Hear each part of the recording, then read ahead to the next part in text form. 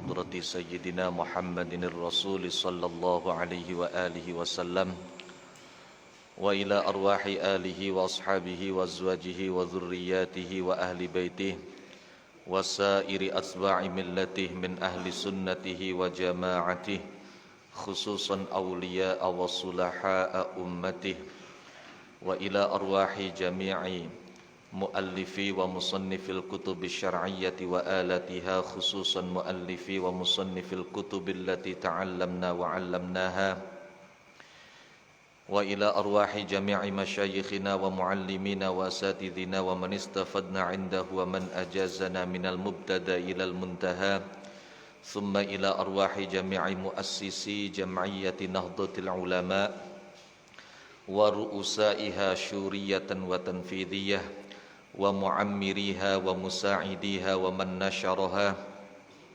وإلى أرواح جميع أصحاب المعاهد الدينية والمجالس العلمية السنية التي أسست على السنة والجماعة ثم إلى أرواح جميع المسلمين والمسلمات والمؤمنين والمؤمنات الأحياء منهم والأموات في جميع الجهات خصوصا آباءنا وأمهاتنا وأجدادنا وجداتنا وأعمامنا وعماتنا وأخوالنا وخالاتنا ومن له حق وفضل علينا ونخص خاصة إلى روح مؤلف متن الغاية والتقريب القاضي أبي شجاع أحمد بن حسين الأصفهاني وشارحه الدكتور مصطفى ديب البغا أن الله تعالى ينفعنا بهما وبعلومهما ويعيد علينا من أسرارهما وأنوارهما. الفاتحة. بسم الله الرحمن الرحيم. الحمد لله رب العالمين الرحمن الرحيم مالك يوم الدين إياك نعبد وإياك نستعين اهدنا الصراط المستقيم صراط الذين أنعمت عليهم غير المغضوب عليهم ولا الضالين. Bismillahirrahmanirrahim. Alhamdulillahi rabbil alamin wassalatu wassalamu ala asyrafil khalqi wa imamil mursalin sayyidina maulana Muhammad wa ala alihi wa sahabatihi wa alaina ajma'in. Subhanaka la ilma lana illa ma 'allamtana innaka antal alimul hakim. Rabbana yassir wa a'in ya karim waftah bil haqqi wa antal fattahul alim. Amma ba'du. Faqad qala muallifu hadzal kitab rahimahullahu ta'ala rahmatan wasi'ah wa radiya anhu wa anna wa maddana bi asrarihi wa a'ada alaina min barakatihi wa nafa'ana bihi wa bi ulumihi fid dunya wal akhirati amin ya rabbal alamin. Bismillahirrahmanirrahim. Tsummal miyahu ala arba'ati aqsamin. Summal miyahu mongko kari-kari utawi piro-piro banyu iku ala arba'ati aqsamin ingatase papat piro-piro bagian, papat piro-piro macem.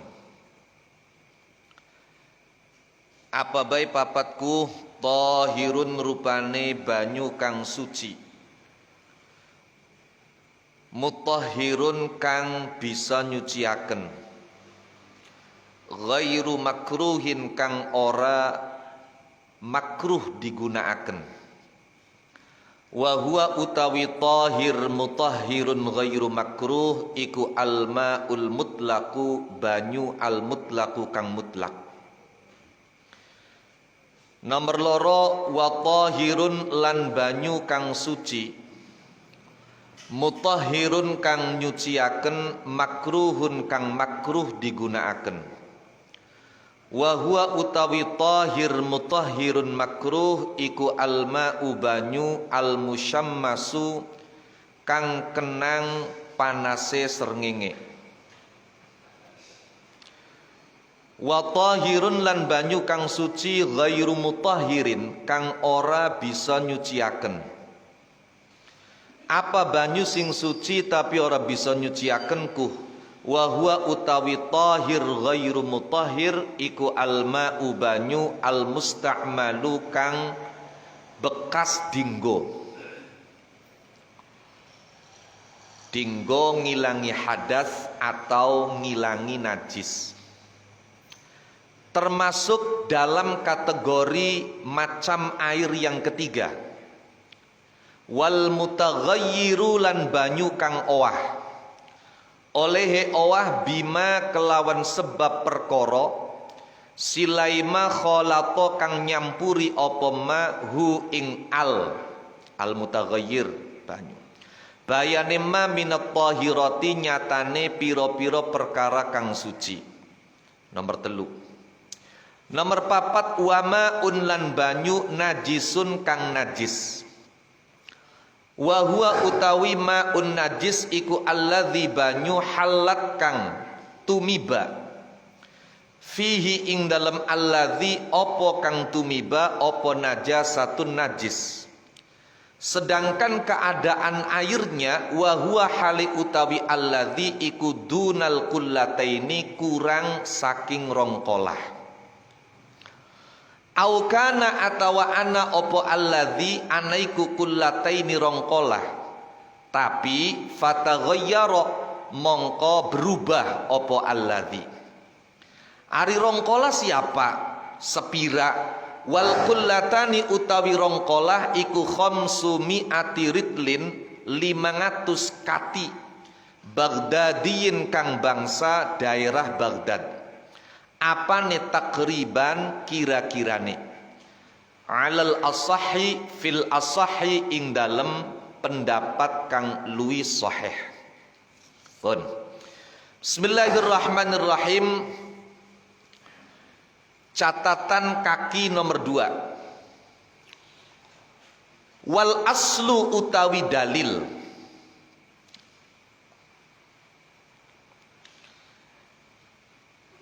Lafaz al-asl itu memiliki beberapa varian makna.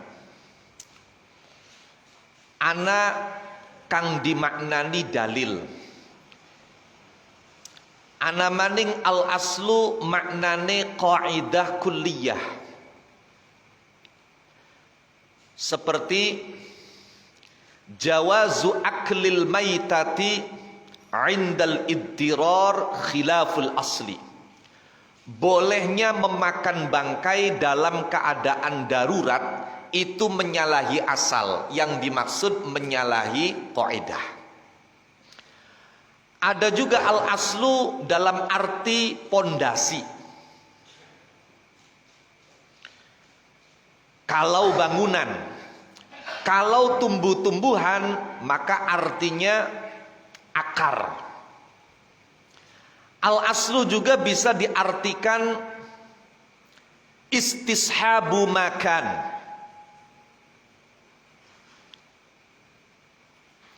Macam-macam maknanya.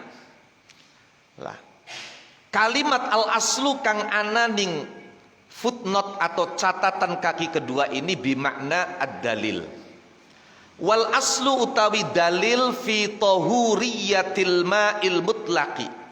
Ing dalem bangsa nyucikakene banyu kang mutlak. Iku ma hadis rawa kang riwayataken hu ing ma sapa al-Bukhari Imam al-Bukhari. Wa ghairuhu lan liyane al-Bukhari an Abi Hurairah saking sahabat Abi Hurairah radhiyallahu anhu wa ardhah. Qala ngandika sapa Abu Hurairah, qama ngadeg sapa a'rabiyun wong badui. Nisbatun ilal a'rab. A'rab itu sukanul badiyah, yaitu orang-orang yang diam di pedalaman, baik penduduk asli atau pendatang, baik orang Arab atau bukan orang Arab. Sukanul badiyah sawa'un kanu araban aw ajaman. Sapa a'rabiyun wong a'rabi wong badui, fabala mongko nuli nguyu sapa a'rabi fil masjidi ing dalem masjid. Kapan riwayatnya hadis sebenarnya ana lafaz taifah fi taifatil masjid, di salah satu bagian masjid. Faqama mongko ngadeg ilaihi maring a'rabi sapa annasu manusa. Untuk apa? liyaqa'u supaya nyegah sapa nas bihi kelawan a'rabi. Faqala mongko ngandika sapa annabiyyu kanjeng Nabi Muhammad sallallahu alaihi wa alihi wasallam. Jare kanjeng Nabi, da'u ngejorakna sapa sira kabeh. Da'u ngejorakna sapa sira kabeh, biarkanlah hu ing a'rabi. Wahariku lan ngecurakna sapa sira kabeh. Asale ariku min araqa yuriku iraqatan. Hamzah diganti karo ha. Wahariku lan ngecurakna sapa sira kabeh, ngesokakna sapa sira kabeh ala baulihi ing atase uyuwe a'rabi ngucuraken sajelan ing sak timba min ma'in saking banyu. Au dzanuban min ma'in atawa lafad dzanuban min ma', syakun minar rawi. Jadi apakah kalimat yang disampaikan Nabi itu sajlan min ma' atau dzanuban min ma'? Saya lupa, tapi yang pasti dua-duanya bermakna sama. Sajl dengan dzanub maknanya sama. Dzanuban sak timba min ma'in saking banyu. Fa inna ma bu'istum mongko angin pestine diutus sapa sira kabeh muyassirina hale piro-piro kang gawe gampang kabeh. Walam tub'atsu lan ora diutus sapa sira kabeh mu'assirina hale kang gawe angel kabeh. Liyaqa'u bih. Apa maknane liyaqa'u bihku? Liyazjuru supaya nyegah sapa nas hu ing a'rabi. Baik bentuk pencegahannya bil qauli kelawan ucapan awil fi'li atawa penggawean, tindakan. Sajlan, apa maknanya sajlan? Dalwan, timba, mal'an kang kebek bil ma'i kelawan banyu. Wa mithluhu lan iku padane dalwan az-zanubu utai maknane az-zanub. Sampun. Bismillahirrahmanirrahim. Pada pertemuan Rabu kemarin disampaikan tentang macam-macam air yang bisa digunakan untuk mensucikan hadas atau menghilangkan najis. Disebutkan oleh Qadhi Abu Syuja ada 7 macam air yang bisa digunakan untuk bersuci baik dari hadas maupun najis. 7 air itu kemudian disimpulkan oleh beliau, disederhanakan oleh beliau. Sebetulnya kalau dilihat lebih jauh ternyata cuma ada 2, yaitu air yang turun dari langit dan air yang nyumber dari bumi. Kalau lebih disederhanakan lagi sebetulnya,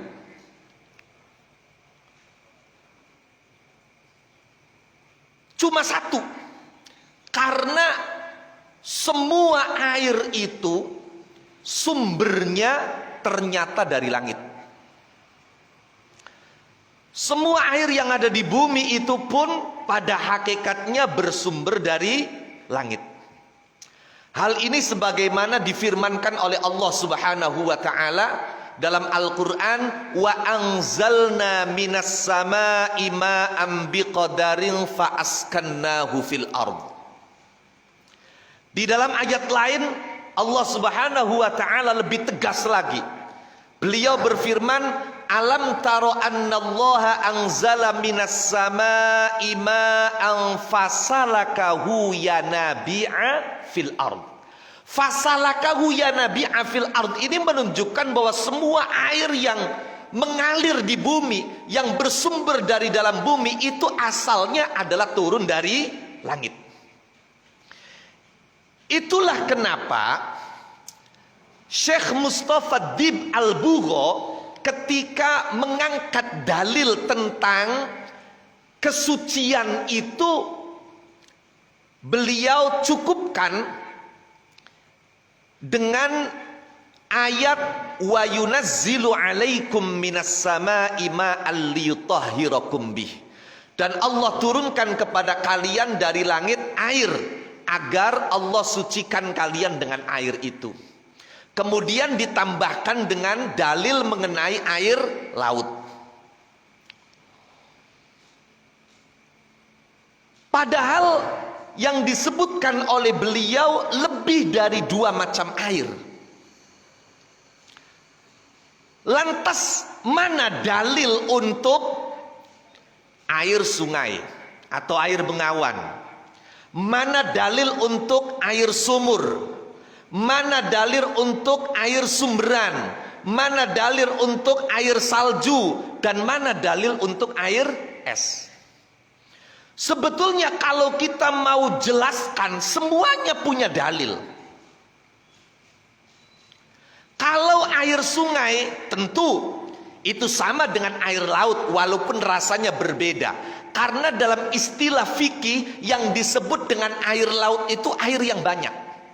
Bukan air yang rasanya asin. Itu istilah bahasa, istilah umum. Tapi istilah fikih itu air yang banyak, maka itu kategorinya adalah ma'ul bahari.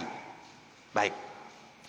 Kemudian untuk air sumur, itu disebutkan oleh para ulama bahwa Rasulullah Shallallahu Alaihi Wasallam pernah ditanya tentang air sumur Budo'ah. Ada yang membaca air sumur Bido'ah. Jadi ada sebuah sumur yang bentuknya itu tidak seperti sumur kita. Ada bangunannya ke atas. Sumur itu di bawah, sehingga kalau terjadi hujan, maka sampah-sampah itu masuk ke dalam sumur tersebut. Termasuk di dalam hadis disebutkan al-hiyad. Al-hiyad itu kain bekas kanggo nyumple wong wadon sing haid. Biasanya kan bekasnya kan padu cele-cele bae buange. Lah, kapan udan kegawan ning banjir nyemplung ning sumur. No. Kemudian para sahabat bertanya kepada Rasulullah dan Rasulullah menjawab, "Idza balaghal ma'u qullatain fala yahmilu khabathan. Wa fi riwayah fala yanjus." Air itu kalau memang banyak mencapai 2 kola bahkan lebih, maka tidak membawa najis. Nah, ini dalil kesucian air sumur. Baik. Kemudian air sumberan itu tentu sama dengan sumur, karena air sumur itu sumber. Baik. Sedangkan untuk air salju dan air hujan es, itu dalil kesuciannya adalah di mana Rasulullah Sallallahu Alaihi Wasallam, seperti diriwayatkan oleh Imam Bukhari, Imam Muslim dari sahabat Abu Hurairah, diperhatikan oleh beberapa sahabat Kanjeng Nabi itu ketika sholat selesai takbiratul ihram sakata hunayyatan. Nabi itu diam sejenak sebelum kemudian beliau membaca Fatihah.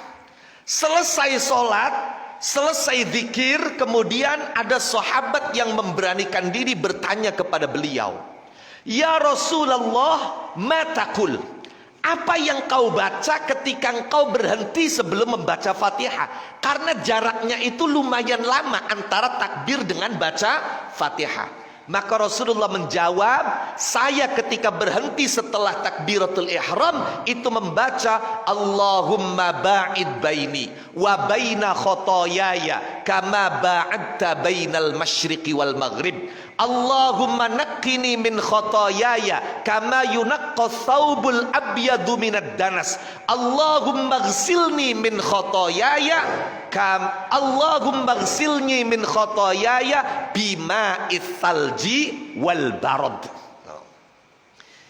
Jadi kata Nabi, saya berdoa, ya Allah, jauhkan antara aku dan keburukan-keburukanku sebagaimana engkau menjauhkan antara timur dan barat. Timur dan barat ini tidak mungkin menyatu, akan selalu berjauhan. Lah, maka jauhkan aku dengan keburukan, jauhkan aku dengan perilaku dosa sebagaimana jauhnya timur dan barat. Allahumma naqqini min khotoyaya, ya Allah, bersihkan aku dari kesalahan-kesalahan sebagaimana baju putih dibersihkan dari kotoran. Terakhir, Allahumma ghsilni min khotoyaya bima'is salji wal barad. Ya Allah, basuhlah aku dari kesalahan-kesalahanku dengan menggunakan air salju dan air es, air hujan es. Lah ini dijadikan oleh para ulama bahwa air salju dan air es ini termasuk air yang bisa digunakan untuk bersuci. Lah kemudian 7 macam air ini dibagi menjadi 4. Ini hanya persoalan pembagian ya. Jangan kaget kalau kemudian ada sementara ulama yang membaginya hanya 3. Ada lagi ulama yang membaginya cuma 2. Bahkan ada ulama yang membaginya 5. Ini hanya tentang pembagian yang tidak begitu krusial, yang ternyata baik pembagian 2, 3, 4 sampai 5 itu kalau kita jabarkan isinya sama. Ambil contoh, misalnya kita bagi, kalau di sini kan ada 4. Air itu yang 7 macam itu dibagi 4. Yang pertama suci dan bisa mensucikan sekaligus tidak makruh digunakan. Kemudian yang kedua suci mensucikan, makruh kalau digunakan. Kemudian yang ketiga suci tapi tidak bisa mensucikan. Yang keempat air najis. Ini 4. Kalau mereka yang membagi air ini menjadi 2 bagian, yaitu hanya air suci dan air najis, itu kemudian dalam penjabarannya air suci ini dibagi lagi. Ada air suci yang bisa mensucikan, ada yang tidak bisa mensucikan. Yang mensucikan itu ada yang makruh digunakan, ada yang tidak makruh digunakan. Jadi sebetulnya sama. Demikian ulama yang membagi air menjadi 5. Yang 5 itu adalah air yang suci mensucikan, haram digunakan. Seperti apa? Air hasil dari mencuri. Air hasil dari mencuri itu suci mensucikan, tapi untuk digunakan haram. Jadi sama saja. Baik. Lah, 4 macam air. Yang pertama adalah air yang suci mensucikan, tidak makruh digunakan. Air yang pertama ini dikenal dalam fikih dengan istilah air mutlak. Air mutlak. Kemudian Syekh Mustafa Dib Al-Bugha menjelaskan tentang dalil air mutlak itu bukan sekedar suci tapi juga mensucikan. Di antara dalilnya hadis riwayat Imam Bukhari dan imam ahli hadis yang lain dari sahabat Abu Hurairah radhiyallahu anhu arda. Saya pernah sampaikan, ulama berbeda pendapat tentang nama Abu Hurairah itu sekurang-kurangnya ada 30 pendapat. Siapa Abu Hurairah itu? Tapi dari sekian pendapat itu kemudian yang paling mendekati adalah Abdurrahman atau Abdullah bin Sakhr. Kalau Imam Bukhari, wah beliau ini ulama yang kemasyhurannya tidak perlu ditanyakan lagi. Beliau bukan hanya seorang hafizul hadis, tapi beliau satu dari hanya beberapa gelintir ulama yang sampai mendapat gelar Amirul Mukminin fi ilmil hadis.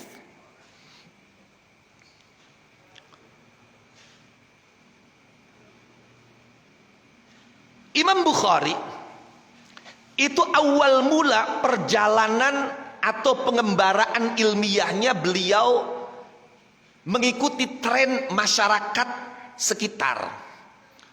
Karena masyarakat tempat di mana Imam Bukhari itu berada, mereka pada rame-rame belajar fikih. Imam Bukhari pun demikian. Awalnya Imam Bukhari itu belajar fikih. Hanya saja kemudian beliau dinasehati oleh gurunya, karena gurunya melihat ada potensi luar biasa di dalam diri Imam Bukhari bahwa Imam Bukhari itu punya potensi besar dalam hadis. Maka akhirnya kata gurunya, kalau kau nurut dengan nasihatku, sudahi belajar fikihmu, berganti sekarang fokus belajar hadis. Itu subhanallah, patuhnya Imam Bukhari kepada gurunya mengantarkan beliau menjadi Amirul Mukminin fi ilmil hadis. Dan dalam keyakinan ahli sunnah wal jamaah, NU apalagi, kitab Al-Jami'us Sahih yang ditulis oleh Imam Bukhari itu adalah as-sahhul kutub ba'dal Quran, kitab yang paling sahih setelah Al-Quran. Dan kitab itu luar biasa keramatnya, ya, mengandung keramat yang luar biasa. Rumah yang ada Sahih Bukhari di dalamnya itu, para ulama mengatakan insya Allah orang yang ada dalam rumah itu akan diselamatkan oleh berbagai macam mara bahaya. Kekeramatan kitab Sahih Bukhari itu karena memang Imam Bukhari tidak sembarangan ketika menulis. Salah satunya, ini kalau kita jelaskan siapa Imam Bukhari, siapa ayahnya Al-Imam Ismail, itu tidak akan selesai. Sekilas saja bahwa Imam Bukhari ketika menulis kitab Al-Jami'us Sahih itu kan dari 600.000 hadis yang kemudian beliau pilah-pilah, beliau pilih hanya hadis yang paling sahih menurut kacamata beliau yang ditulis. Dan ketika beliau akan tuliskan hadis itu, pasti keadaan Imam Bukhari sedang dalam keadaan puasa dan setidak-tidaknya diawali dengan sholat sunnah minimal 2 rakaat lebih dulu. Maka pantas kalau kemudian berkah dan manfaatnya Sahihul Bukhari itu luar biasa. Kalau kitabnya orang sekarang mau nulisnya karo nongkrong di kafe aja. No. Malah kadang-kadang luru referensinya kuotai luru gratisan wifi. Lah ini kan pun baik, kembali bahwa beliau menjelaskan tentang dalil air mutlak itu mensucikan, diantaranya adalah hadis riwayat Imam Bukhari dari sahabat Abu Hurairah. Ada sebuah kejadian pada masa Rasulullah Sallallahu Alaihi Wasallam, ada seorang A'rabi, yaitu penduduk pedalaman, datang ke masjid.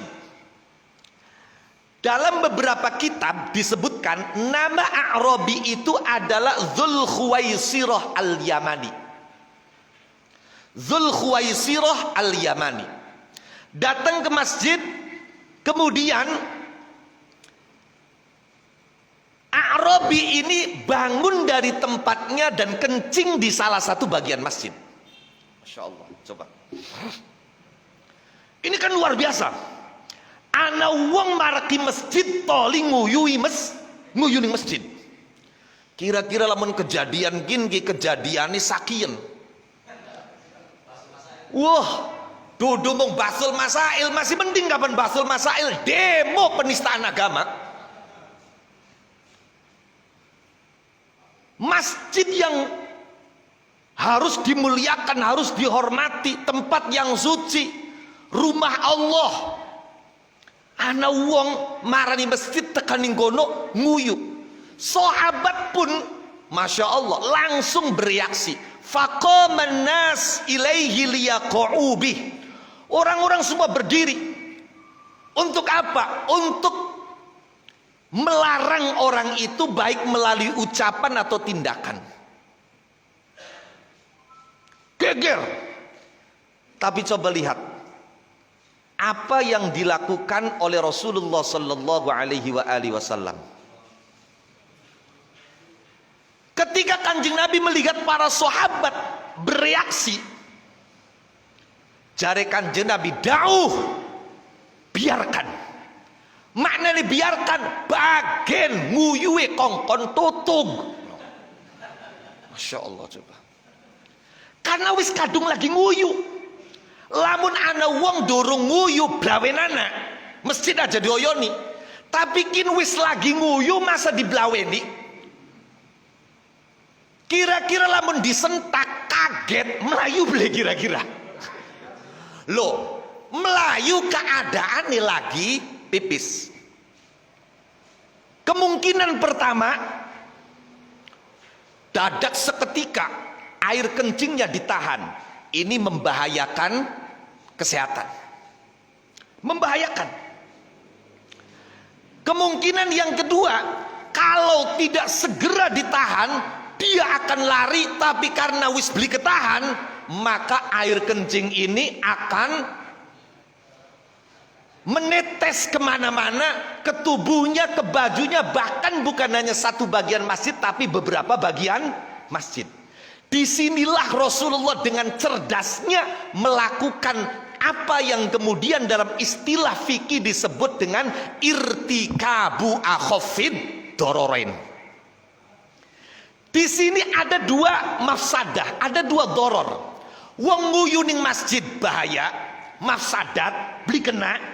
Tapi wis kadung nguyu, lamun disentak, lamun digedag, bakal melayu, menimbulkan bahaya yang jauh lebih besar. Kalau dibiarkan, maka yang terkena najis hanya satu bagian. Tapi kalau dia sampai lari, maka beberapa bagian masjid kena najis. Ini kan bahaya lagi, lebih besar bahkan. Maka dalam kaidah fikih dikatakan, idza ta'arada mafsadatan ru'iyya a'dhamuhuma dararan birtikabi akhaffihima. Kalau memang kita dihadapkan dua sesuatu yang tidak baik, tapi tidak bisa menghindar dari dua-duanya, ya sudah, lakukan salah satunya yang paling minim bahaya. Maka Rasulullah dengan cerdasnya mengatakan, dauh, biarkan, bagian kon tutup. Sawise tutup, toli Kanjeng Nabi nembe merintah sahabat, ambil air satu timba, kucurkan. Ini yang dilakukan oleh Rasulullah Sallallahu Alaihi Wasallam mengandung pelajaran yang luar biasa. Kira-kira lamun ana wong nglakoni salah ning masjid wis, contohnya aja nguyu. Sejene toli dialogakene langsung. Dialogakene keras, kira-kira loh, kira-kira potongane apa maning potongane wong duku puntang. No. Nah iya, ya duku puntang maksudnya duku puntang apa ya punduan ya manjing, cengkowak ya apa maning kan ngono. Loh, iya. Kira-kira lamun ana wong nglakoni kesalahan ning masjid, toli disalahkaken, ada reaksi yang keras, kira-kira wonge kapok beli marah di masjid. Purik beli kira-kira. Ki barang purike seminggu orang mungkin mending. Lamun purike sampai tekaning mati wis beli arep kita marah masjid mati di sini baik apa? Ini kan.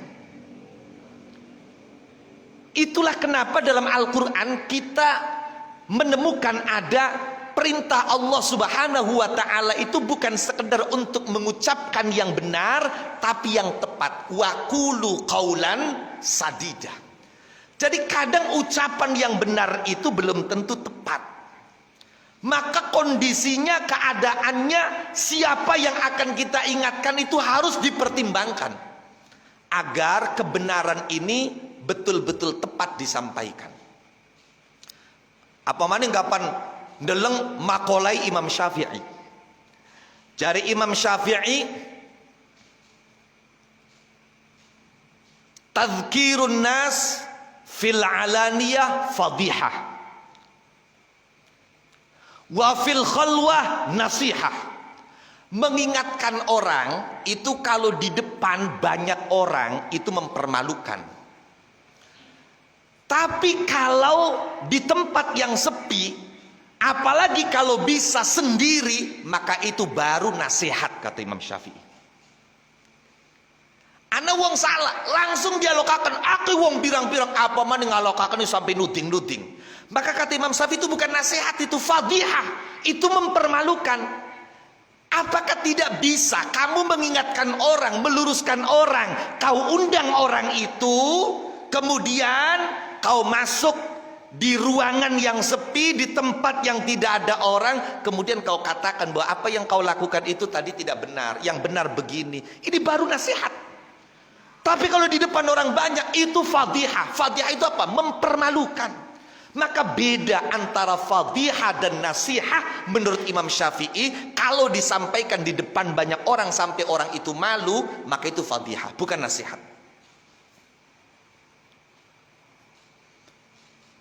Dan ini Masya Allah, pangapunten, kula malam Senin kemarin ketika ngaji tafsir itu menjelaskan tentang bahwa Rasulullah Muhammad sallallahu alaihi wasallam itu hadir di dunia ini bukan sekedar menebarkan rahmat, tapi ternyata ada ulama mengatakan bahwa Nabi Muhammad itu adalah perwujudan rahmat itu sendiri.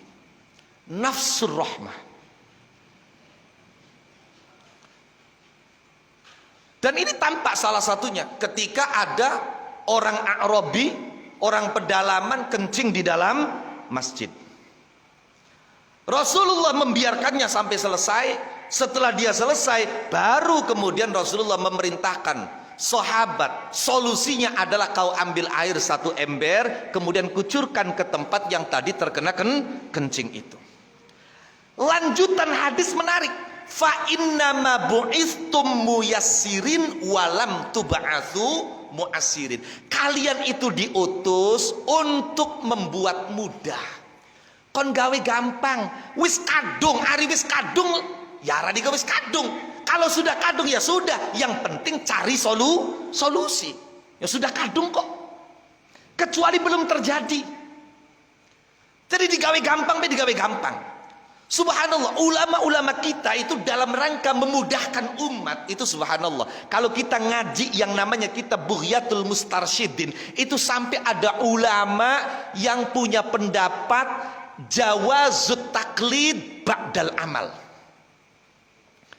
Orang itu boleh taklid setelah selesai melakukan pekerjaan. Coba bayangkan. Jadi artinya begini, ketika kita melakukan satu pekerjaan, kemudian ternyata menurut imam yang selama ini kita ikuti itu tidak benar, itu tidak memenuhi syarat, itu tidak sah, maka ada solusi kita mengikuti pendapat ulama yang mengatakan boleh taklid ba'dal amal. Daripada amal yang sudah kadung dikerjakan itu percuma dan sia-sia, ikuti pendapat ini. Kita boleh taklid ba'dal amal, walaupun tentu dengan beberapa syarat. Mangga. Dan ternyata subhanallah, pendapat ahli fikih yang mengatakan boleh taklid ba'dal amal ini entah diadopsi atau apa, pendapat yang senada saya temukan dalam kitab tasawuf. Tepatnya saya baca dalam kitab Sirajut Talibin Syarah Minhajul Abidin. Minhajul Abidin itu kitab terakhir yang ditulis oleh Al-Imam Hujjatul Islam wa Barakatul Anam wa Muqtadul Khasi wal Am Abu Hamid Muhammad ibn Muhammad Al-Ghazali. Kitab terakhir Imam Ghazali dalam Minhajul Abidin.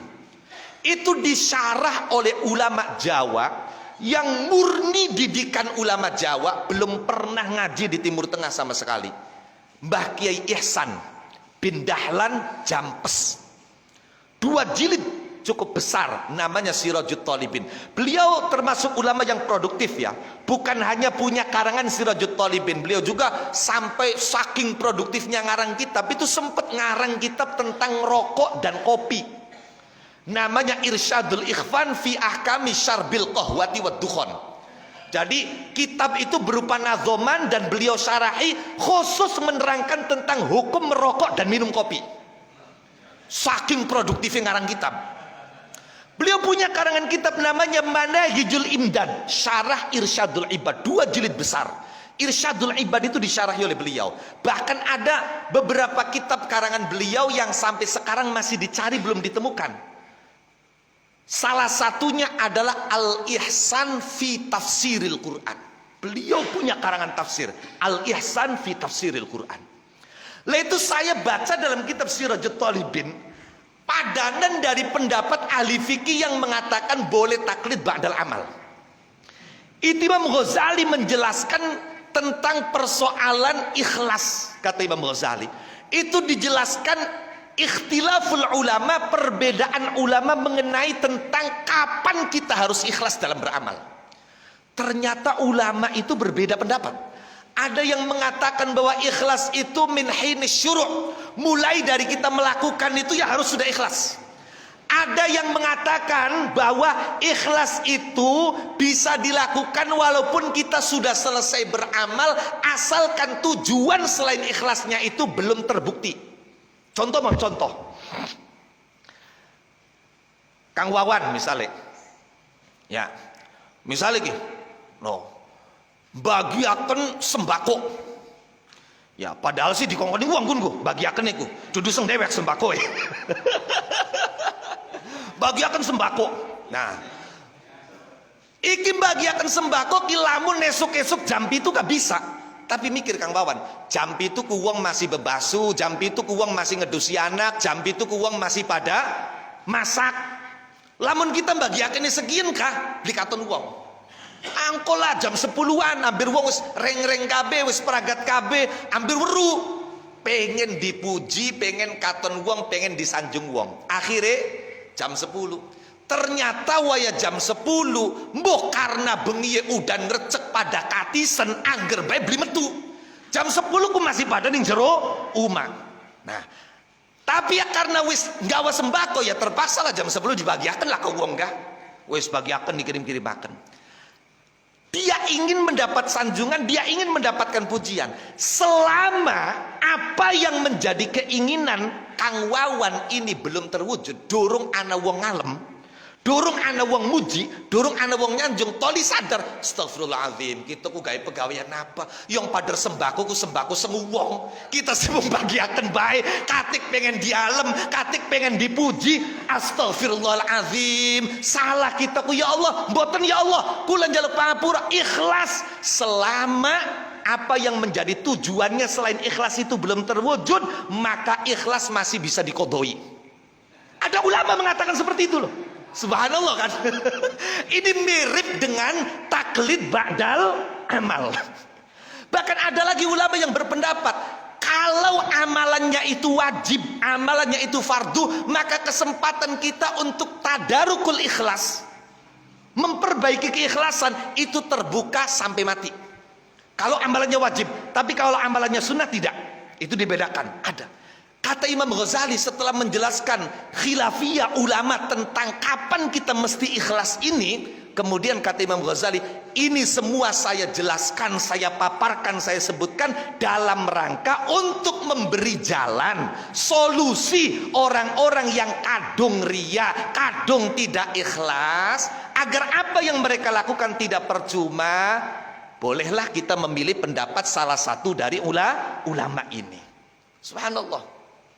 Ini semua sebetulnya manifesto atau perwujudan daripada pernyataan Rasulullah bahwa kalian itu terutama para tokoh diutus bukan untuk mempersulit, tapi wa innama bu'itstum muyassirin, gawe gampang.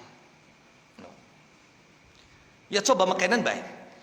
Aluk ngukumi wong salah bloli apa-apa, tak aluk ngupai jalan keluar. Lah ini kan menjadi pertimbangan harusnya. Itu. Baik.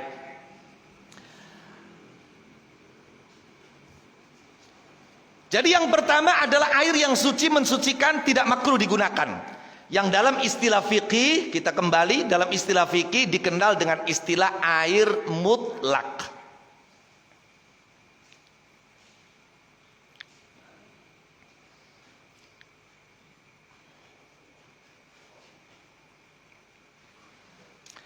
Yang dimaksud dengan air mutlak itu apa? Yaitu air yang lepas dari qayyid yang lazim. Qayyid yang mengikat. Contoh qayyid yang mengikat itu apa? Air kopi. Yang namanya air kopi itu ditaruh di gelas ya air kopi, ditaruh di mangkok ya air kopi, ditaruh di mana saja tetap namanya air kopi. Itu namanya qayyid, itu mengikat. Beda dengan qayyid yang tidak mengikat, seperti air sumur. Dia disebut air sumur itu selama di sumur. Tapi kalau sudah pindah ke bak, maka bukan lagi air sumur. Itu namanya ada qayyid tapi tidak mengikat. Lah air mutlak itu adalah air yang lepas dari qayyid yang mengikat. Baik tanpa qayyid atau dengan qayyid tapi qayyid yang tidak mengikat.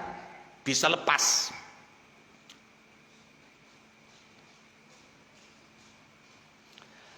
Kemudian yang kedua adalah air yang suci mensucikan tapi makruh digunakan. Air yang suci mensucikan makruh digunakan itu adalah air yang terkena sorot matahari. Ma al-musyammas. Apa al-musyammas itu? Kita ke bawah catatan kaki. Al-musakhonu kang den panasaken fi inain ing dalam wadah min ma'danin saking logam oleh dipanasaken biharri syamsi kelawan panase srengenge wa karohatuhu utawi makruwe almaul musyammas iku lima krono keterangan kila kang diucapaken apa mak bayane makil min andahu nyatane setuhune almaul musyammas iku yusabbibu nyebabaken napa almaul musyammas nyebabaken maradul barosi ing sakit lepra, sakit belang. Au yazidu atawa nambahi apa almaul musyammas hu ing maradul baros. Wala yakunu lan oranana apa almaul musyammas orang niku makruhan makruh illa idza stu'mila kecuali ing dalam nalikane digunakan napa almaul musyammas fil badani ing dalam awak wa kana lan ana apa almaul musyammas anaiku fi qutrin ing dalam pejajahan harin kang panas contone kal hijazi kaya daerah Hijaz. Almaul musyammas adalah air yang suci juga mensucikan tapi makruh digunakan. Kenapa makruh digunakan? Karena ada pendapat yang mengatakan bahwa air yang dipanaskan oleh sinar matahari itu bisa menyebabkan sakit belang atau bahkan menambah orang yang sudah punya penyakit belang. Karena alasannya itu maka berarti kemakruhan menggunakan almaul musyammas itu hanya pada tubuh. Karena hubungannya dengan belang. Berarti kalau digunakannya itu untuk nyiram tanaman, untuk mencuci pakaian, untuk membersihkan najis yang ada di keramik misalnya, ya tidak makruh. Jadi kemakruhannya itu hanya ketika digunakan pada tubuh. Sebab begini. Setidaknya ada dua syarat bahwa air yang terkena panas sorot matahari itu makruh digunakan pada tubuh. Yang pertama, air itu berada pada wadah yang terbuat dari logam selain emas dan perak. Itu yang pertama. Jadi kalau wadahnya itu emas dan perak, maka tidak makruh. Walaupun menggunakan emas dan perak sebagai wadah hukumnya haram, tidak makruh. Kalau wadahnya terbuat dari tanah liat misalnya, atau adanya itu di kolam yang ada di tanah, maka juga tidak makruh. Jadi air itu harus ada pada wadah yang terbuat dari logam, dan logamnya bukan emas dan perak. Kenapa? Sebab begini. Kalau emas dan perak itu kan logam yang murni. Sedangkan selain emas dan perak, itu kalau kena panas, itu biasanya muncul ke permukaan air itu zuhumah. Zuhumah itu karat. Muncul karat ke permukaan air. Itu muncul karat. Jadi ketika air itu digunakan, maka ditakutkan karat-karat ini akan menutupi pori-pori tubuh kita, menyumbat kelancaran peredaran darah. Ketika darah ini tersumbat, maka putih karena nggak ada darah mengalir. Itulah yang disebut dengan baros. Itu persoalannya. Jadi kalau memakai emas dan perak itu kan nggak ada karatnya. Atau memakai wadah yang terbuat dari tanah liat misalnya, tembikar misalnya, itu nggak ada karatnya, maka nggak makruh. Jadi syaratnya air itu ada pada wadah logam yang bukan emas, perak. Yang kedua, itu berlaku di daerah yang memang iklimnya panas. Kalau di kutub utara yang dingin, ya nggak makruh lah. Atau di daerah yang iklimnya itu sedang seperti Indonesia, nggak berlaku ini. Toh banyak ulama yang berpendapat bahwa kemakruhan menggunakan ma'ul musyammas itu bukan syar'i, tapi irsyadi, tibbi. Jadi artinya sekedar anjuran yang berhubungan dengan kesehatan, tidak ada kaitannya dengan agama. Karena menurut ulama kelompok ini tidak ada satupun dalil yang bisa dipertanggungjawabkan tentang kemakruhan menggunakan air yang terkena panas matahari. Termasuk hadis riwayat Aisyah, hadis Ibnu Abbas, ini semua ditentang oleh para ulama pakar hadis. Oke. Bismillahirrahmanirrahim. Nah.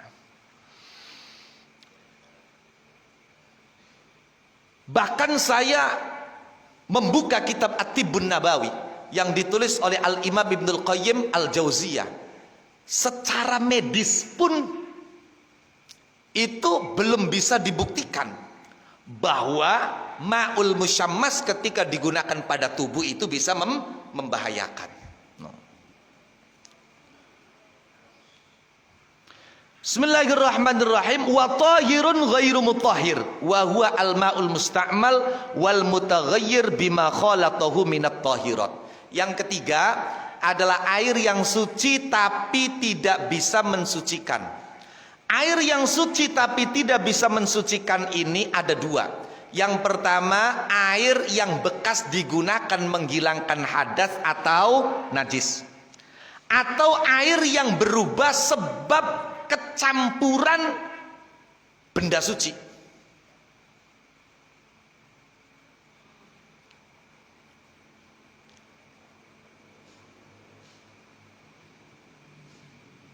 Ana wong banyu wudhu,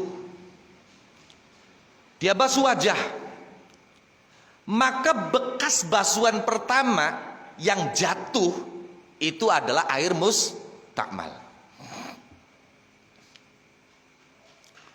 Basuhan kedua, basuhan ketiga, apalagi basuhan keempat, misalnya kalau ada orang sampai 4 kali basuhan, maka itu di luar mustakmal, bukan mustakmal sama sekali. Jadi yang mustakmal itu adalah yang basuhan pertama yang menghilangkan hadas atau yang menghilangkan najis, itu yang mustakmal. Dan itu baru dihukumi mustakmal selama atau ketika sudah terpisah dengan tubuh yang dibasuh. Jadi kalau misalnya kita basuh tangan, air itu masih mengalir antar tangan saja, maka ini belum mustakmal. Tapi kalau sudah terpisah dari tangan, maka itu baru mustakmal. Jadi kalau sudah terpisah dengan bagian yang dibasuh, baru mustakmal. Makanya begini, kalau ada air dalam ember besar misalnya, ya embernya ember besar, ember anukah, ember muludan yang benda, iya. Lah itu kan kalau diisi air penuh, itu kan sudah 2 kolah atau belum kira-kira? Kira-kira, misalnya katakanlah belum 2 kolah, kurang 2 kolahnya. Lah, toli kang wawan ki duwe hadas jinabah. Duwe hadas jinabah. Arepan adus ning kali jagate lagi atis. Iya. Arepan ning bak blikiyeng. Wes, tadi priben, ana banyu ning ember. Lamun dicibuki, biasai boros kapan adus junub ki wonge. Lamun dicibuki beli cukup, priben carai? Carai selulup bae ning kono. Tapi awas niat engko kapan wis kerendem kabeh nembe niat adus ngilangi hadas jinabah. Paham tidak maksudnya? Kalau kita baru menempelkan kaki di air sudah niat, iya kan? Sudah niat, maka nanti mustakmal semua itu. Terpisah dari kaki mustakmal semua. Jadi kita masuk ke ember, selulup sejurone surut nembe nawaitu husla li raf'i hadatsil jinabah. Mentas sudah, air itu mustakmal bagi orang lain, tapi kita suci.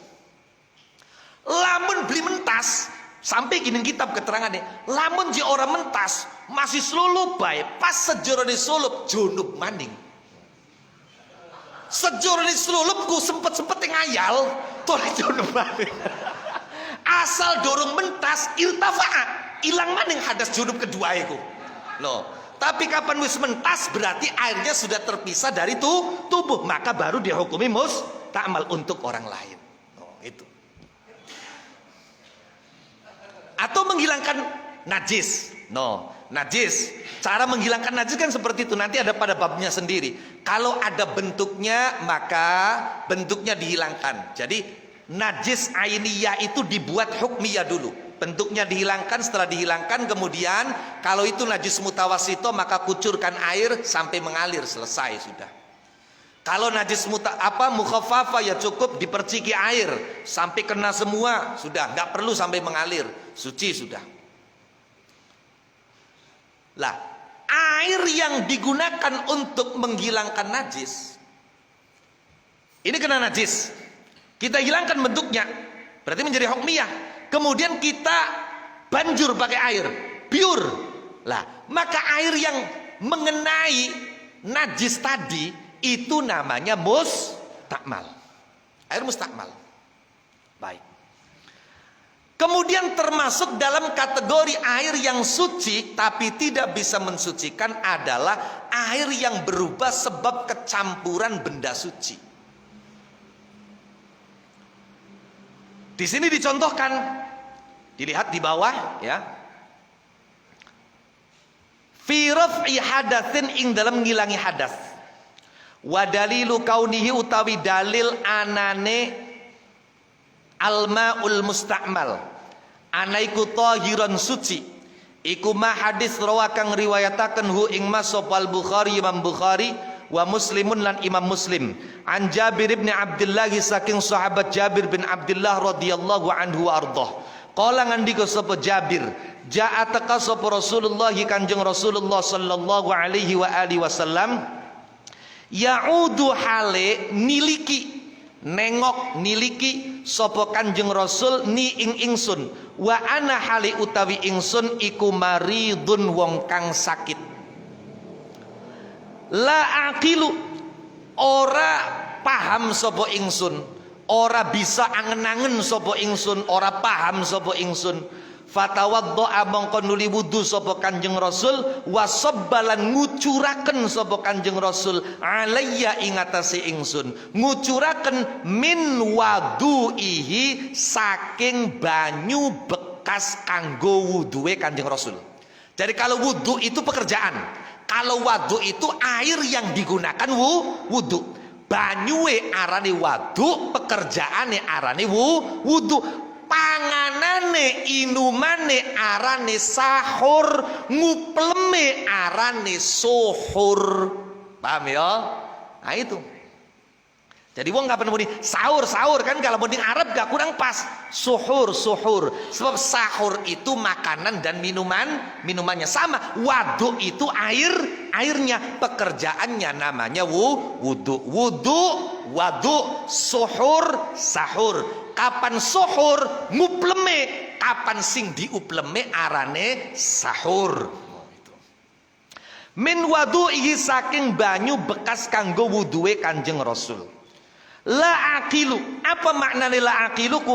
Ai fi halati ghaibubatin, tegese ing dalam keadaan koma. Ghaibubah, maknane samar itu artinya koma bahasa sekarangnya. Ai fi halati ghaibubatin tegese ing dalam keadaan koma. Sampai beli sadar anak Kanjeng Nabiku. Min syiddatil maradi saking bangete sakit. Maknane wadu'ihi iku alma'u banyu alladzi kang tawaddu'a kang wudu sapa Kanjeng Rasul bihi kelawan alma. Walau kana lan lamun ana apa alma'ul musta'mal anaiku ghairu tahirin ora suci lam yasubba mongko orang ngucuraken sapa Kanjeng Rasul hu ing wadu alaihi ing atase Jabir.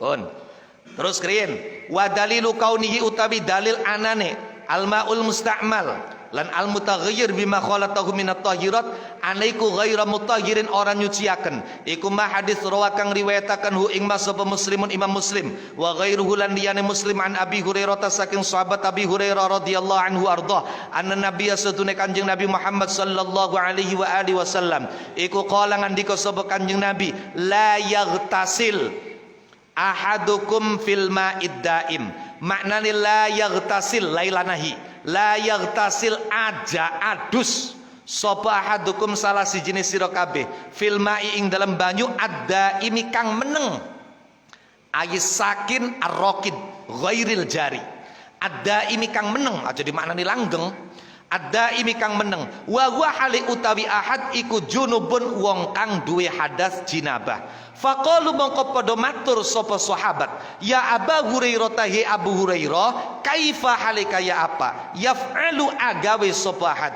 qala ngandika sapa Abu Hurairah yatanawaluhu tanawulan maknane yatanawalu merkoleh maksudnya merkoleh ku nyibuk nyawuk yatanawalu merkoleh atau nyawuk sapa ahad hu ing ma tanawulan kelawan merkoleh temenan afada ma'idai opal hadithu hadith annal ightisala ing setune adus fil ma'i ing dalam banyu iku yukhriju ngetokaken apa ightisal hu ing alma an tahuriyatihi saking bangsa nyuciakene alma wa illa lan lamun ora yukhrijuhu an tahuriyati lam yanha mongko ora nyegah sapa Kanjeng Rasul anhu saking ightisal fil ma'id daim wa huwa utawi hadis iku mahmulun ditanggungaken alal ma'i ngatasi banyu alqalili kang kidik wa hukmul wudu'i te hukume wudu fi hadza ing dalam iki iku hukmul ghusli kaya hukumi adus li annal makna karena setune makna fihi ma ing dalam wudu lan ghusl iku wahidun siji apa rupane wa huwa utawi wahid iku raf'ul hadasi ngilangi hadas walaupun yang satu kecil yang satu besar. Wal mutaghayyiru bima khalatahu min at-tahirat al asya'u at-tahiratku al asya'i rupane piro-piro suwiji-wiji al tahirati kang suci at-tahirati kang suci allati yastaghni kang amri semugi anha saking asya opal ma'u banyu adatan ing dalam kebiasaane walati lan kang layum kinu kang ora kongang apa fasluha misa allati anhu saking alma ba'dal mukhalatati ing dalam sakwise campur contohe kasamaki kaya kasamaki napa kalmiski kalmiski nggih miski samak kalmiski sing tulisane kasamaki salah kalmiski kaya minyak misik cetakan ikula kasamaki kal miski kaya misik wal milhi lan uyah wa nahwihi malan sepadane al miski wal milah wa kaunuhu tabi anani al mutaghayyir anaiku ghairu mutahhirin orang nyuciaken li annahu karena setune al mutaghayyir iku asbaha dadi opal mutaghayyir dadi ku la yusamma ora diarani opal mutaghayyir ora diarani ma'an ing banyu fi hadhil halati ing dalam iki tingkah. Dan Bismillahirrahmanirrahim. Dalil bahwa air mustakmal itu sekedar suci tapi tidak bisa mensucikan adalah hadis riwayat Imam Bukhari, Imam Muslim dari sahabat Jabir bin Abdullah. Sahabat Jabir siji waktu sakit parah sampai beliau dalam keadaan koma. Sahabat Jabir. Kemudian Rasulullah datang menengok. Ini dalam beberapa kitab dijelaskan beliau ditemani salah satunya oleh sahabat Abu Bakar. Dan kejadian ini tepatnya pada tahun ketika Rasulullah melakukan haji wada. Kejadiannya ini. Kanjeng Nabi nengok. Apa maknanya? Maknanya ini Rasulullah mencontohkan betapa mulianya orang yang besar ketika mau menengok orang yang lebih kecil. Kanjeng Nabi niliki sahabate. Tadi maknane sampian kiai aja ngenteni ditiliki baining santri. Ya sewaktu-waktu sampian dadi kiai niliki santri. Maknane mengkonon. Kita sebagai pimpinan mungkin jangan hanya mau didatangi saja, tapi kita juga harus mau untuk datang.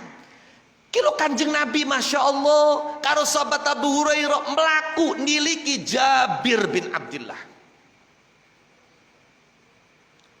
Mari Kanjeng Nabi ini ku ngabsen sahabat. Kapan setiap jamaah? Kapan laka pasti ditakokaken apa sebabnya? Kok sampai sekian kali tidak ada, maka ditengok oleh Rasulullah. Kanjeng Nabi datang. Ini kata para ulama merupakan apa yang dicontohkan oleh Nabi menunjukkan sunnatu iyadatil marid minal akabir lil asaghir. Masya Allah. Dan apa yang dilakukan oleh Nabi kata para ulama merupakan bayan amali. Ti bayan iku ana loro, ana bayan ilmi, ana bayan amali. Kapan gula mekenen ki arane bayan ilmi, menjelaskan secara teori, secara keilmuan. Lah kapan Kanjeng Nabi praktek arane bayan amali. Masya Allah. Kemudian ini juga menunjukkan betapa Rasulullah memperhatikan para sahabat. Dan menurut ulama ketika Nabi datang kepada Jabir melihat keadaan Jabir dalam keadaan koma tidak sadarkan diri, kemudian yang Nabi lakukan ketika itu adalah wudhu. Kanjeng Nabi wudhu, toli banyu bekas wudhu Kanjeng Nabi diciprat-ciprataken, dikucuraken, diolesaken ning sahabat Jabir bin Abdullah. Lah ini salah satu bentuk ruqyah. Sahabat Jabir bisa sadar. Diruqyah karo Kanjeng Nabi. Apa? Kanjeng Nabi wudhu, air bekas wudhunya, itu kan berkah itu. Dioleskan, diusapkan. Kemudian sahabat Jabir sadar. Sadar itu. Jadi sing arane ruqyah ku ngono. Wong sing maune beli sadar, diruqyah toli sadar. Maune gering, diruqyah toli waras. Sekian wong waras diruqyah dan dia gering. Insyaallah kayak derbuh mati labak ngono. Iya. Ya Allah.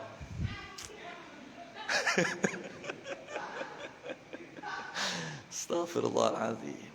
Niki sadar itu sahabat Jabir sadar. Masya Allah sadar. Ternyata dalam lanjutan hadis, Kang Ghazali, dalam lanjutan hadis, setelah sahabat Jabir itu sadar, itu beliau yang dikatakan pertama adalah, loh Kanjeng Nabi, wah mumpung Kanjeng Nabi kula pentakon. No, kula niki kepanjing kalalah Kanjeng Nabi. Ngertos kalala ya? Kalala itu orang yang sudah tidak punya orang tua, tidak punya istri, tidak punya anak. Saudara yang masih ada itu tinggal saudara perempuan. Kanjeng Nabi kebenaran gula pentakon, kula ki kalalah Kanjeng Nabi beli duwe sapa-sapa mung duwe sedulur wadon lamun kula mati bandai kula diwaris ning sapa. No. Maka turun kemudian ayat Qulillahu yuftikum fil kalalah inimru'un halaka laisa lahu waladu walahu ukhtun falaha nisfu ma tarak wa huwa yarithuha illam yakul laha walad. Jadi sahabat Jabir bin Abdullah sampai meninggal itu beliau kalalah, hanya punya saudara perempuan. Masya Allah, sahabat lo ya. Semono tes gering sampai keadaan koma. Waya sadar eling pertama sing ditakokaken hukum. Masya Allah. Coba. Ini Jabir bin Abdullah. Bon. Lah. Lamun jari Syekh Mustafa Dib Al-Bugha, lamun banyu kang bekas wudu itu tidak lagi suci, masa iya dikucuraken ning Jabir bin Abdillah. Iya kan? Kalau ternyata hukumnya tidak suci, tidak akan mungkin dioleskan pada tubuhnya Jabir. Dioleskan berarti menunjukkan bahwa keadaan air itu masih suci, tapi tidak lagi mensucikan. Sebab apa? Kalau kita melihat sejarah, durungana ceritae sahabat waya lelungan dengan keadaan air yang sangat minim dan terbatas peragat wudu, bekas wudu diwadai maneh kanggo wudu kok. Itu enggak ada dalam sejarahnya. Ini dalam Kifatul Akhir disebutkan dalil bahwasanya air mustakmal itu hanya suci tapi tidak mensucikan. Itu ada beberapa alasan, diantaranya fakta sejarah. Fakta sejarah apa? Sahabat semono urip ning padang pasire dengan keadaan air yang minim. Iya kan? Seandainya air mustakmal itu masih mensucikan, tentu sahabat kapan wudu zuhur diwadai maning kok kanggo asar. Eman bokatan ketemu banyu. Kok asar masih anak kanggo mag? Ternyata tidak ada. Manukila ilaina, itu tidak sampai ke kita cerita tentang itu.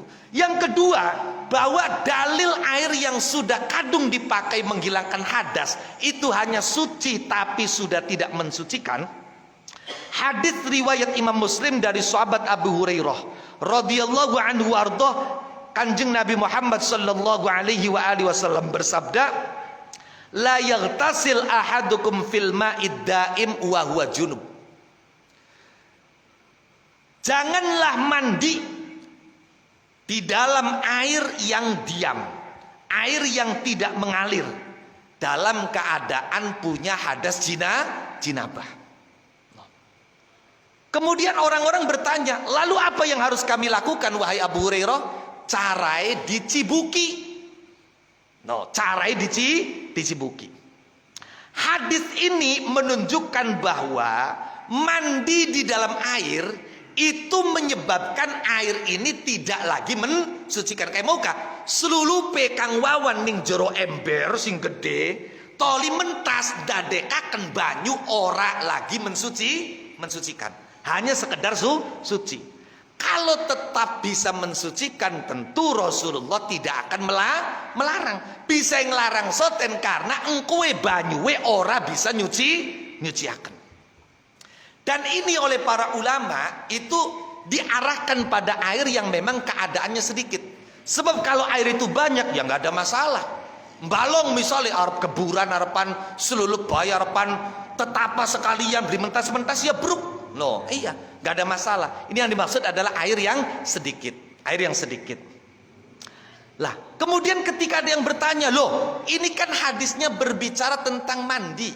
Mandi di dalam air yang sedikit itu akan menjadikan air itu mustakmal, tidak lagi mensucikan.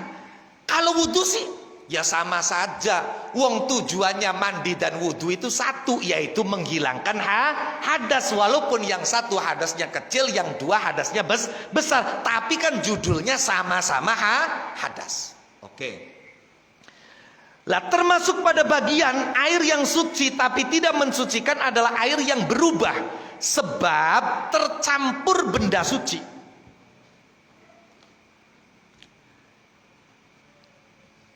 Kenapa tidak mensucikan? Karena dalam keadaan seperti itu air tadi sudah tidak lagi disebut air. Contoh,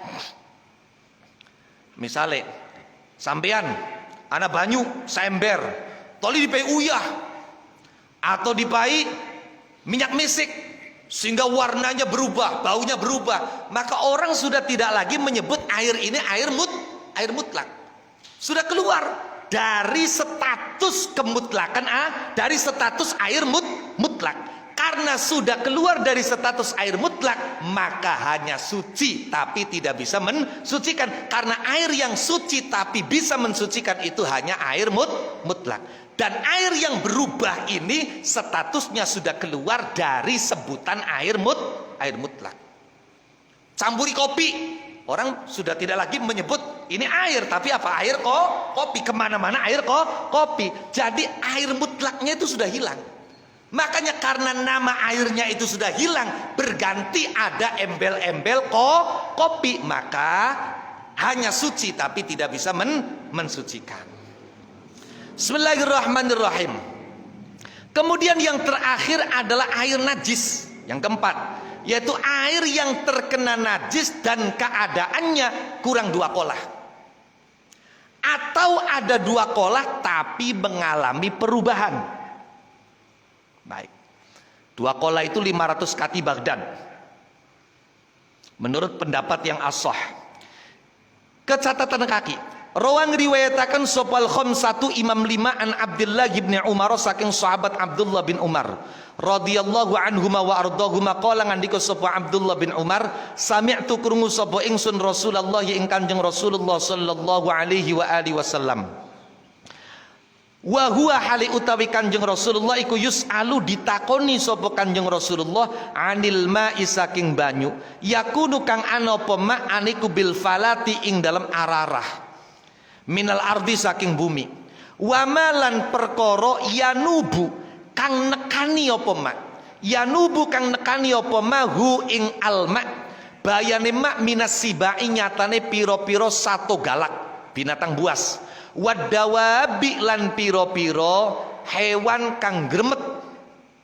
Faqala mongko ngandika sapa Kanjeng Rasul idza kana ing dalam nalikane ana pal ma'u banyu ane kukul latini rongkola lam yahmil mongko orang gawa apa alma orang gawa al khobatha ing najis. Wa fi lafdhin lan iku tetep ing dalam lafaz lian di Abi Dawud dan kedua Imam Abi Dawud fa innahu la yanjusu utai lafaz fa innahu la yanjus maknane fa innahu mongko setune alma iku la yanjusu ora najis apa alma maknane bil falati iku as-sahra'u ararah wa nahwulan sepadane sahra yanubuhu maknane apa yaridu nekani apa ma alaihi ing atase alma. Asiba apa sibaku iku kullu ma sekabiane hewan lahu kang iku kedue ma nabun utawi taring yaftarisu kang nyengkrem apa ma bihi kelawan nab bayane ma minal hayawanati nyatane pira-pira hewan. Wa mafhumul hadisi utawi mafhume hadis iku annahu setune alma iku idza kana ing dalem nalikane ana apa alma aniku aqalla luwi kidik min kullateni saking rongkolah iku yang jusu najis opo alma walau lam yataghayyar halis senajan ora berubah opo alma wa dallalan nuduhaken ala hadzal mafhumi ing atase iki mafhum dilala mafhum apa ma hadis rawakan riwayatakan hu ing mazhab muslimun imam muslim an Abi Hurairah saking sahabat Abi Hurairah radhiyallahu anhu ardah anna nabiyya satune Kanjeng Nabi Muhammad sallallahu alaihi wasallam iku qala ngandika sapa Kanjeng Nabi idzastaiqadha ing dalam nalikane nglilir tangi sapa hadukum salah sijine sira kabeh min naumihi saking turune ahad fala yaghmis mongko aja nyelubaken sapa ahad fala yaghmis mangka aja nyelubaken sapa ahad yadahu ing tangane ahad fil inai ing dalam wadah hatta yaghsila sehingga mbasuh sapa ahad ha ing yadahu salasan kelawan ping telu fa innahu mangka setune ahad iku la yadri ora weruh sapa ahad aina ing dalam ende batat nginep apa yaduhu tangane ahad atau batat sewengi-wengi apa yaduhu tangane ahad. Faqad naha mongko teman-teman nyegah sapa Kanjeng Nabi al mustaiqidha ing wong kang ngelilir wong kang tangi min naumihi saking turuwe al mustaiqidh anil ghamsi saking nyelub anil ghamsi saking nyelubaken tangan khasyata talawuthi yadihi krana wedi dadi kotore tangane al mustaiqidh khasyata talawuthi yadhi krana wedi dadi kotore tangane al mustaiqidh dadi kotor bin najasati kelawan najis ghairil mar'iyati kang ora ditingali Wa ma'lumun lan iku dikinawruhi anna najasata utawi setune najis ghairal mar'iyati kang ora ditingali iku la tughayyiru ora ngowahi apa najasah alma'a ing banyu. Falaula annaha mongko lamun ora nana utawi setuhune najasa ghairul mar'iyah iku tunajjisu najisaken apa najasa ghairul mar'iyah hu ing alma iku maujud bimujarradil mulaqati kelawan mligi tetemu bimujarradil mulaqati kelawan mligi tetemu muhung tetemu lam yanha mongko ora nyegah sapa Kanjeng Nabi hu ing al mustaiqidz an dzalika saking mengkono-mengkono al ghamsi. Wa daliluhu tawi dalile au kana kullatani fataghayyar iku al ijma'u sepakati ulama. Qala ngandika sapa al Imam Nawawi fil majmu'i ing dalam kitab al majmu' syarhul muhadzab. Qala ngandika sapa Ibnul Munzir Imam Ibnul Munzir ajma'u sepakat sapa ulama annal ma'a ing setune banyu al qalila kang setitik awil katsira atawa kang akeh iku idza waqa'at ing dalam nalikane tumiba fihi ing dalam alma apa najasatun najis faghayyarat mongko nuli ngowahi apa najasa ngowahi ta'man ing rasane au launan atau warnane au rihan atau ambune fahuwa mangkoti alma iku najisun najis. Wa ammal haditsu ana penutawi hadis rupane hadis alma'u tahurun la yunajjisuhu syai'un illa ma ghayyara ta'mahu au riha. Maknane alma'u te banyu ku tahurun suci tur nyuciaken la yunajjisu ora najisaken hu ing alma apa syai'un suwiji-wiji illa ma kecuali perkara ghayyara kang ngowahi apa ma isi najis ghayyara kang ngowahi apa ma ta'mahu ing rasane alma au rihahu atawa ambune alma iku fadhaifun khabari wa amal haditsu iku fadhaifun mangko dhaif apane sanad dan sanade. Qala ngandika anhu saking hadis sapa An-Nawawi Imam Nawawi rahimahullahu taala ngendikane Imam Nawawi la yasihhu ora sah apa al-ihtijaju gawe hujjah bihi kelawan hadis. Wa qala lan ngandika sapa An-Nawawi wa naqala lan nuqil sapa Imam Syafi'i Imam Syafi'i rahimahullahu taala tad'ifahu ing milang-milang dhaif hadis an ahli ilmi saking ahli ilmu bil hadis kelawan hadis.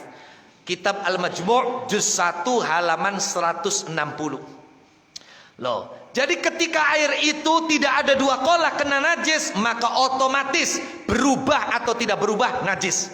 Atau ada dua qolah, maka berubah menjadi, kalau berubah maka menjadi najis. Kalau tidak berubah maka tidak najis. Lah dua qolah itu berapa? Dua qolah itu 500 kati Baghdad. Perkiraan menurut pendapat yang lebih sahih 500 kati itu berapa? Wong sekian wis laka kati-katian.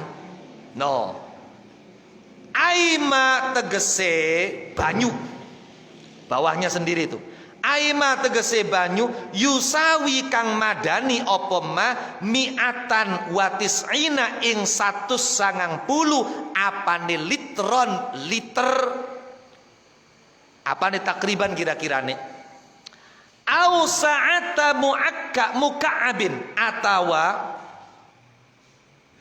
luase wadah kubus. Muka'ab itu kubus au sa'ata muka'abin atawa luase wadah kubus tulu hirafihi kang utawi dawae piro-piro pinggire muka'ab iku samaniyatun wa khamsuna sentimetron 58 cm.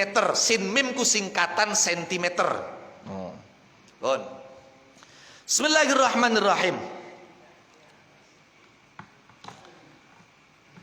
Baik, yang terakhir ya. Jadi kita ulas dulu, biar enggak lari kemana-mana. Bahwa air yang 7 macam yang bisa digunakan untuk bersuci ini kemudian dibagi ulang oleh Qadhi Abu Syuja' menjadi 4. Yang pertama suci mensucikan dan kalau digunakan tidak makruh, yaitu air mutlak. Yang kedua suci mensucikan tapi makruh digunakan menurut sebagian ulama, yaitu air yang terkena panasnya sorot matahari dengan beberapa catatan dan syarat tadi yang sudah disampaikan.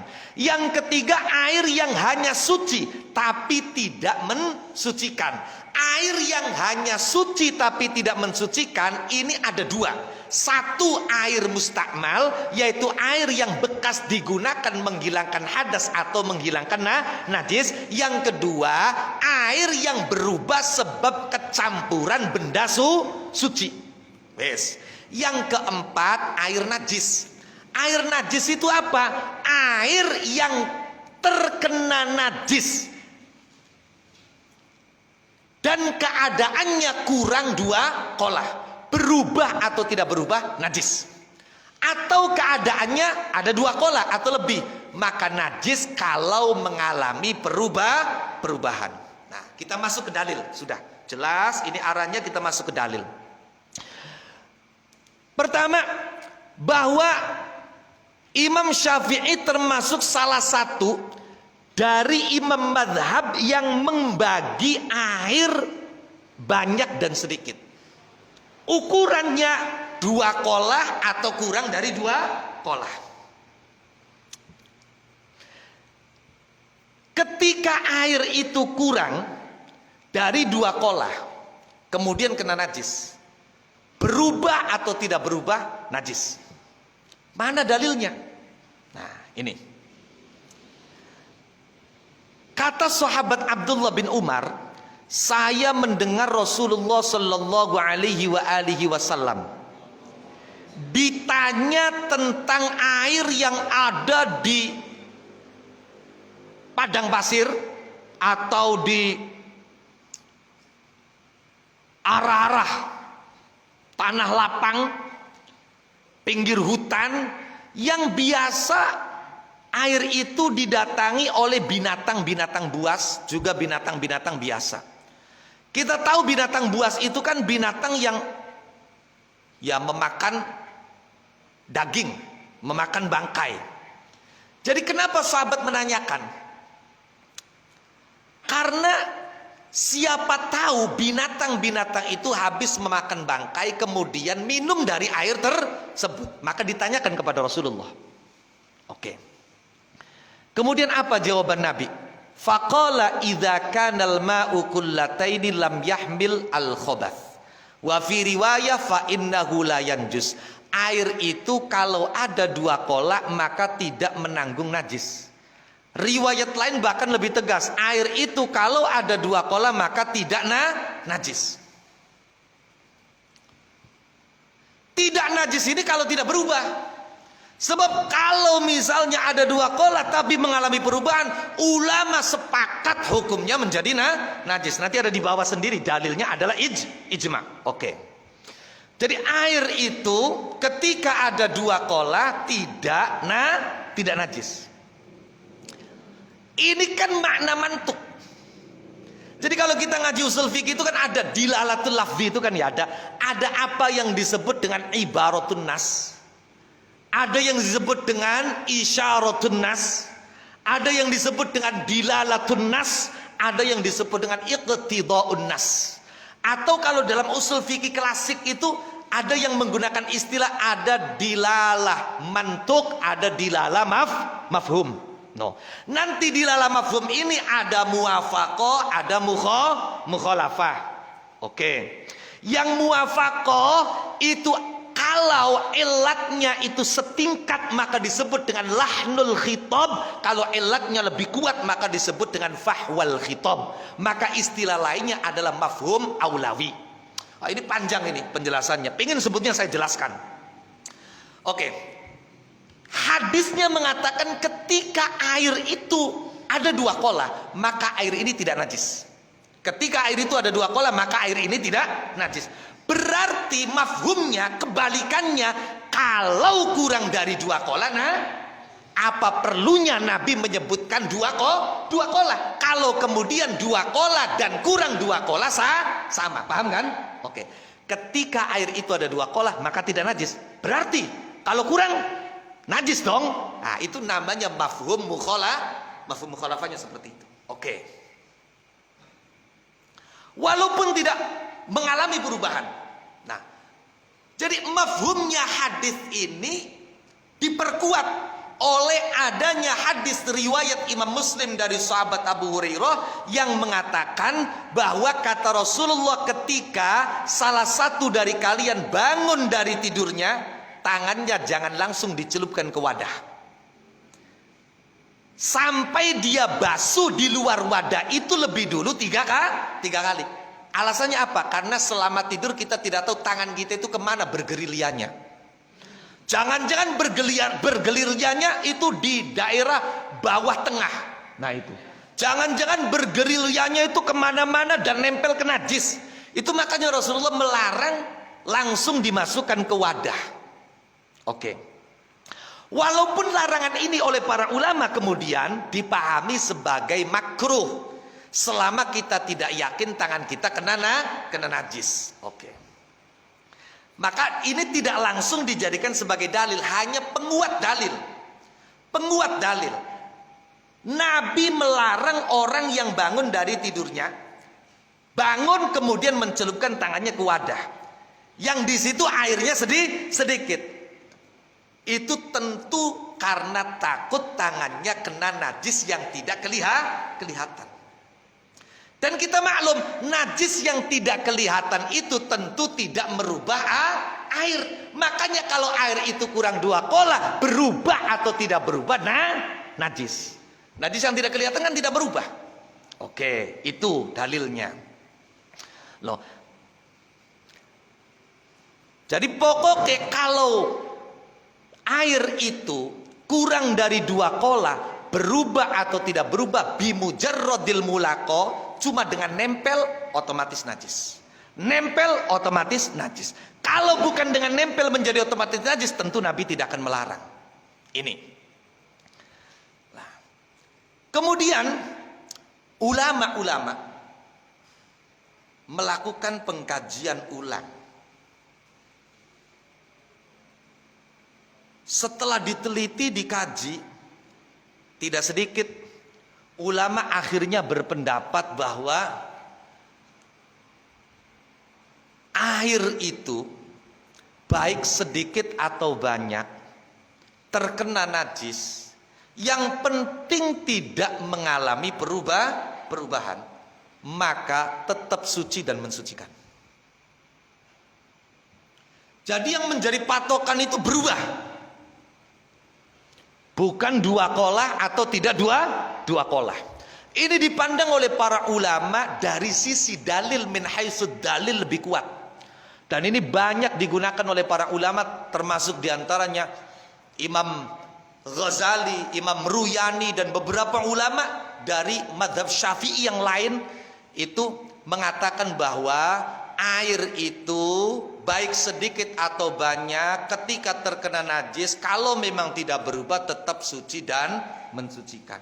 Kenapa? Karena Rasulullah Shallallahu Alaihi Wasallam itu menyatakan khalaqallahul ma'a tahura. Allah menciptakan air itu dengan potensi mensucikan. Sedangkan perbedaan antara berubah dan tidak berubah, kalau ada 2 kolah, baik berubah atau tidak berubah, ketika kurang 2 kolah, itu kan berangkatnya dari mafhum. Sedangkan dalil yang didasarkan pada mantuk itu kekuatannya lebih daripada dalil yang didasarkan pada mafhum. Jadi bolehlah kita mengikuti pendapat ulama yang mengatakan bahwa ketika airnya itu cuma sedikit, kena najis, asal tidak berubah, maka tetap mensucikan. Gak apa-apa. No. Ini kuat dipandang dari sisi dalil, min haitsud dalil. Ini kuat. Baik, kemudian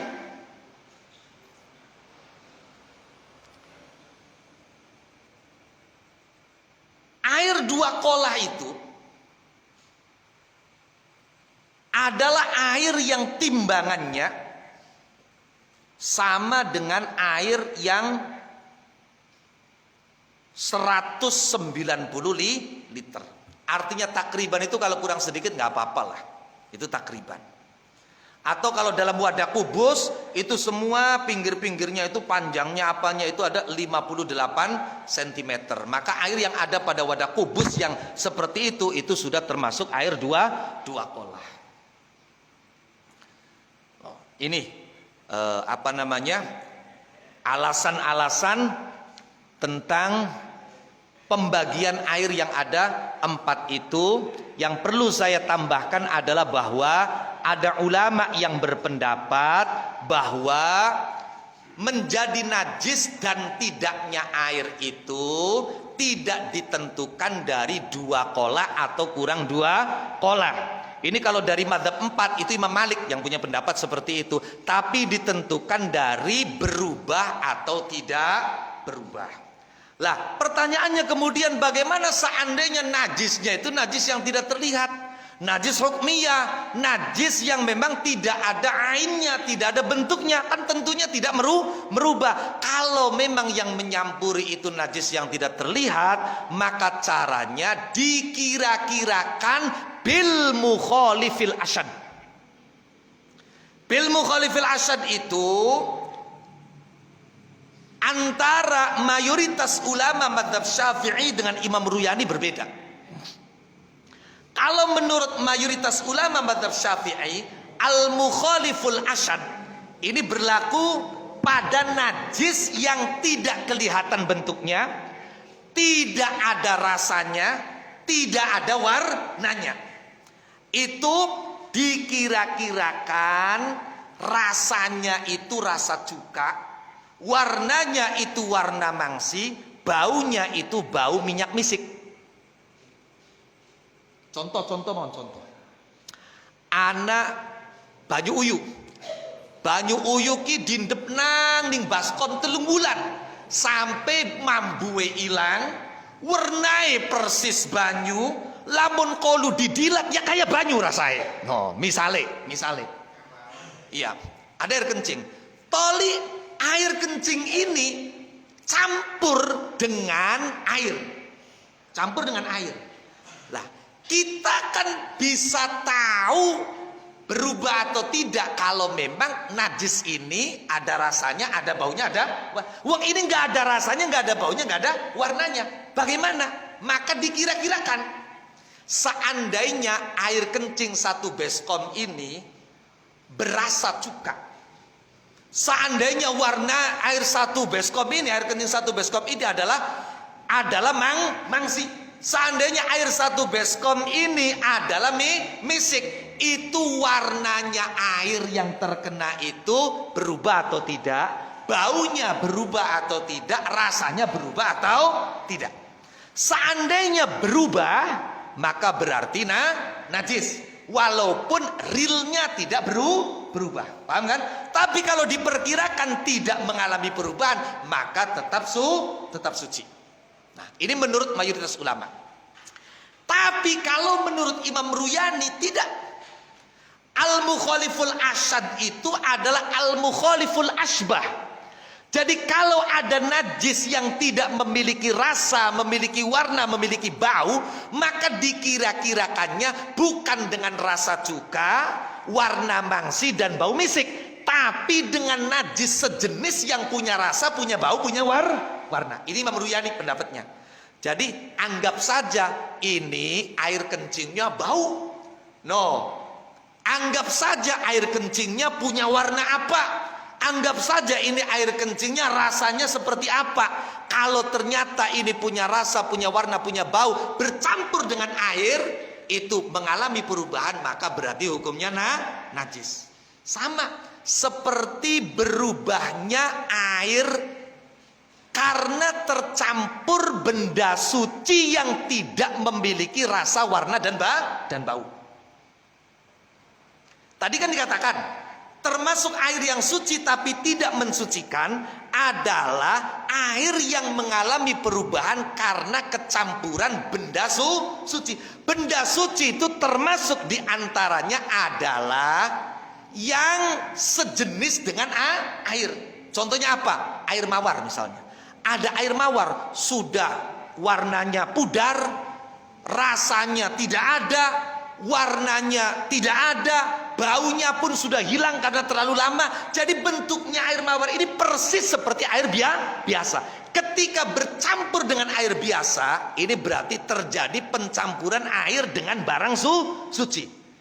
Kan otomatis kalau kelihatan mata tidak mengalami perubahan, maka di sini ulama menganjurkan untuk melakukan perkiraan. Dikira-kirakan caranya kalau najis tadi al-mukhaliful asyad, kalau dalam masalah mukhalatotut tohir lilma itu al-mukhaliful awsat. Al-mukhaliful awsat menurut mayoritas ulama mazhab Syafi'i adalah apa? Kita kira-kirakan air mawar ini ya, itu warnanya adalah warna perasan anggur, rasanya adalah rasa delima, baunya bau menyan Arab. Jadi seandainya rasanya ini delima, warnanya perasan anggur, baunya bau menyan Arab, bercampur dengan air, berubah atau tidak?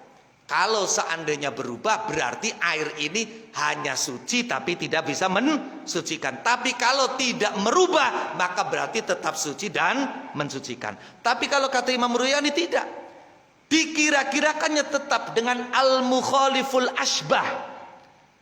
Jadi kalau misalnya air mawarnya itu sudah tidak ada warnanya, tidak ada rasanya, tidak ada baunya, kira-kirakan kalau dia itu tetap ada warnanya, ada rasanya, ada baunya, campur dengan air, berubah atau tidak? Kalau berubah berarti tinggal suci tapi tidak bisa mensucikan. Tapi kalau tidak berubah berarti tetap suci dan mensucikan. Nah ini tentang masalah takdir. Takdir mengira-ngirakan benda suci merubah atau tidak, najis yang tidak punya bentuk merubah atau tidak, maka caranya dengan mengira-ngirakan. Cara mengira-ngirakannya kalau pada benda suci bil mukhalifil awsat, yaitu warnanya adalah warna perasan anggur, rasanya rasa delima, baunya bau menyan Arab. Kalau dalam najis itu rasanya adalah rasa cuka, baunya adalah bau misik, warnanya adalah warna mangsi.